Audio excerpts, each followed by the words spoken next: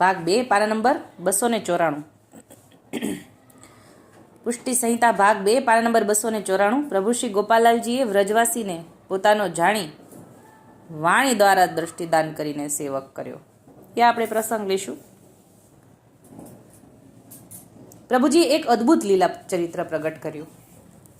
અહીંયા સાખી આપી છે। વિમુખ એક વ્રજવાસી ઉપર ટોનો કછુક ચલાયો, નામ નહીં શ્રીજી કો વાકુ, તાબિન એ તો પાયો। પાચા બાબાએ કહ્યું, વશરામદાસ, દૈવી જીવો ઉપર કરુણા કરવા પ્રભુજી અનેક લીલા ચરિત્ર દેખાડે છે। શ્રીનગરમાં એક વ્રજવાસી હતો। તેને વ્રજવાસીપણાનું ઘણું ઘમંડ રહેતું કે અમે તો ભાઈ વ્રજવાસી એમ। તેથી તે શ્રીજીનો સેવક થયો ન હતો, કેમ કે એને એવું હોય કે અમે વ્રજવાસી છીએ અને ઠાકોરજી વ્રજના જ છે ને, એટલે એને ઘમંડ એટલું બધું હતું, શ્રીજીના સેવક થવાનું એને મન ન થયું અને વૈષ્ણવના ચરિત્રો ગુપ્ત રીતે જોયા કરે, પણ પોતાનું ધાર્યું કંઈ થાય નહીં। પાખંડ કરે પણ પાખંડ ખુલ્લું પડી જાય, એમ તે ઘણો વિમુખ થતો જતો હતો। જો વૈષ્ણવનો દ્રોહ કરીએ તો એ વધારે ને વધારે આપણે ઠાકોરજીથી દૂર જતા રહીએ। એ અહીંયા અંદર ભાવ છુપાયેલો છે કે એ વૈષ્ણવના ચરિત્રો ગુપ્ત રીતે જોયા કરે અને પાખંડ કરે। પાખંડ તો ખુલ્લું પડી જાય પણ એ વિમુખ જતા રહેતા હતા। વારા ઘડીએ પાખંડ કરે એમ વધારે વિમુખ થતા જાય। શ્રીજીને વિદાય થવાના સમાચાર જાણીને તે કુતૂહલ વૃત્તિથી દર્શન કરવા આવ્યો। ઠાકોરજી શ્રીનગરમાં બિરાજે છે અને શ્રીનગરથી ઠાકોરજી વિજય થવાના છે એટલે સાંભળ્યું, એટલે ત્યાંથી કુતૂહલ દ્રષ્ટિથી વૃત્તિથી જોવા આવે છે અને જાણે કોઈ મોટો પંડિત હોય ને એમ થઈને ઊભો રહ્યો।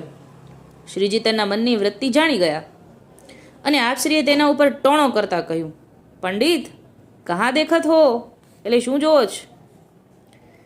પ્રભુજીની વાણી દ્વારા પ્રભુજીએ એને દૃષ્ટિદાન કર્યું, એટલે ઠાકોરજીની વાણી સાંભળતા જ એમને દાન થઈ ગયું।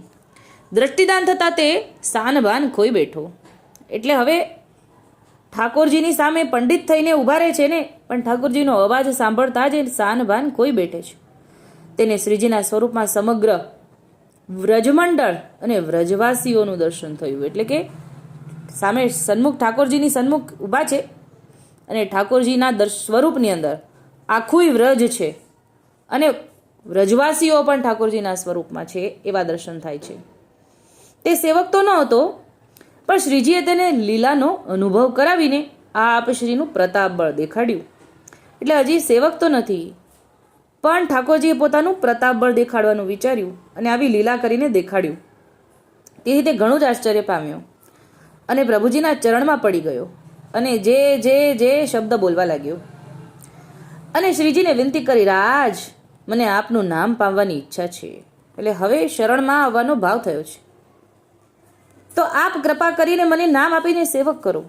પ્રભુજી, મેં આપના સ્વરૂપને જાણ્યું નહીં, તો મારો અપરાધ ક્ષમા કરવા કૃપા કરો। મને આપનો ગોલો કરીને પ્રભુજી આપનો સેવક કરું, હું સદા આપનો થઈને રહું તેવી કૃપાનું દાન કરું। હવે જેવો ઠાકોરજીનો માત્ર ખાલી અવાજ સાંભળ્યો ત્યાં એને અંદરથી પંડિતાઈનું ગર્વ તો ઓગળી ગયું અને ઠાકોરજીએ એમને વ્રજમંડળ વ્રજવાસીઓ સહિતના દર્શન આપ્યા। પછી શરણમાં આવવાનો ભાવ થાય છે। શ્રીજીએ તેના ઉપર કરુણા દ્રષ્ટિ કરી, તેનો નામ આપીને તેને સેવક કર્યો, તેનો સર્વ દોષ નાશ પામ્યો। પોતાના મનમાં જે ભ્રમણા હતી તે તત્કાળ દૂર થઈ ગઈ। પ્રભુજીનું આવું પ્રતાપ બળ જોઈને રાજા તથા વૈષ્ણવ સમાજ અતિ પ્રભાવિત થયા અને પ્રભુજીની ખૂબ જ પ્રશંસા કરવા લાગ્યા અને જેહોના નાદ સાથે પ્રભુજીનો જયકાર બોલવા લાગ્યા। રાજા એટલે કાશ્મીરના રાજા, જે આ પ્રસંગના પહેલા જ શરણે આવે છે એવો પ્રસંગ છે, એટલે શરણદાન પામ્યા છે એ રાજા પણ કાશ્મીરના રાજા અને આ પ્રસંગ શ્રીનગરમાં બન્યો છે। અત્યારે આટલું જ બોલીને મારી નાની વાતને